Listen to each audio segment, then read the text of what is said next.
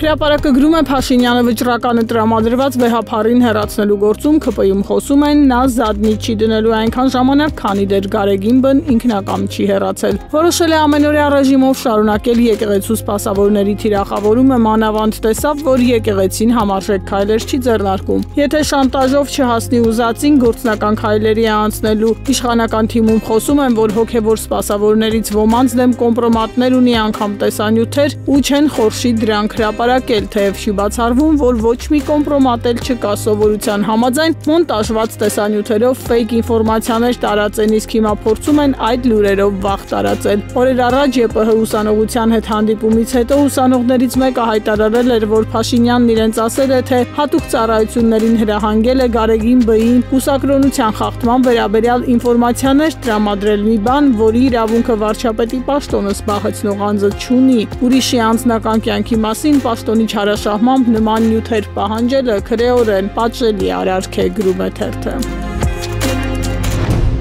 Ժողովրդի տեղեկություններով Սրբազան պայքարի առաջնորդ arczepiskopos Բագրատ Գալստանյանը նպատակ ունի առաջիկայում փողոցում պայքարի նոր փուլ սկսել։ Սրբազանն ու իր թիմակիցներն այս ժամանակահատվածում կոնկրետ պլաններ են գծում հայրենի իշխանությունների հրաժարականի պահանջով։ Թերթը փորձել է Բագրատ Սրբազանից պարզել, արդյոք ինքն ու իր թիմը պատրաստվում են մասնակցել 26 թվականի խորհրդարանական ընտրություններին ու որ քաղաքական ուժի հետ։ Նա հայտարարել է, որ ինքը չի պատրաստվում որևէ ընտրության մասնակցել Փաշինյանի ու իր թիմակիցների հետ։ Հրապարակը գրում է արտաքին գործերի նախարար Արարատ Միրզոյանը երեկ խորհրդարանում բյուջեի կատարողականի քննարկումից հետո դուրս եկավ անմիջապես հայտնվեց լրագրողների օղակում, բայց երբ լրագրողներն ու օպերատորները դիրքավորված ընթառաջ գնացին նրան, նիստի ավարտից հետո ճեպազրույց անցկացնելու նա ուղղակի խուճապի մատնվեց, վախվորած, ետ քաշվեց ու լուրջ տոնով հորդորեց իրեն մոտիկ չգնալ։ Լրագրողները զարմացած հետաքրքրվեցին ինչու, նա ասաց այդպես եմ ուզում, մոտիկ մի եկեք։ Ըստ ամենայնի Միրզոյանը չի կարողանում հաղթահարել հոգեբանական վախերը 20 թվականի նոյեմբերի 9-ի գիշերը Փաշինյանի ստորագրած կապիտուլյացիայից վրդոված մարդկանց խումբը խցանման մեջ հանդիպել էր Միրզոյանի մեքենային, հարձակվել, դաժան ծեծի ենթարկել, որի արդյունքում նա վիրահատվեց։ 5 տարի է անցել, բայց նախարարը չի հաղթահարել այդ օրվա վախերը, սակայն պարզ չէ, թե լրագրողներից վախեցող արտգործնախարարը ինչպես է բանակցություններ վարում օրինակ մեր թշնամի պետությունների ղեկավարների հետ։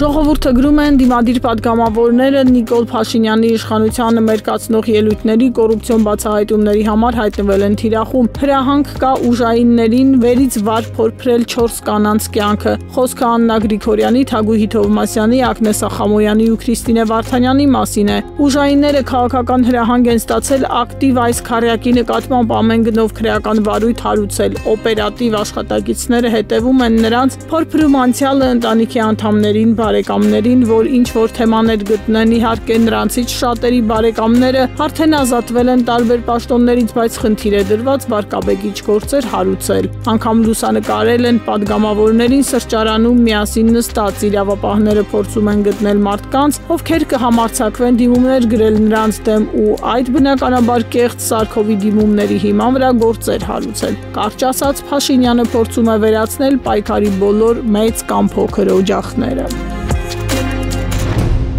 Հրապարակի տեղեկություններով Արցախի պաշտպանության նախկին նախարար Սամվել Բաբայանը մայիսի վերջին քննչական կոմիտեի ղեկավար Արթուր Պողոսյանին է դիմել քրեական վարույթ նախաձեռնելու իրավապահ համակարգի աղբյուրը կցկտուր տեղեկություններ է տվել դիմումի վերաբերյալ, նշել, որ այն վերաբերում է 98 թվականի դեկտեմբերի 10-ին Վահրամ Խորխորունու սպանության գործին։ Քննչական կոմիտեից հաստատել են հաղորդման մասին տեղեկությունը, ասել են ստացել ենք հաղորդումը, իրականացնում ենք վարույթային գործողություններ, թերթը նշում է ՔԿ-ում այժմ ինտենսիվ քննում են Բաբայանի ներկայացրած այլ հաղորդման հիման վրա հարուցված քրեական գործ 23 թվականի սեպտեմբերին ադրբեջանական հարձակման ժամանակ պաշտոնեական անփութության զենք զինամթերքը հակառակորդին հանձնելու վերաբերյալ ու այս գործով հարցաքննում են Սամվել Բաբայանին ու Արցախի նախագահ Սամվել Շահրամանյանին։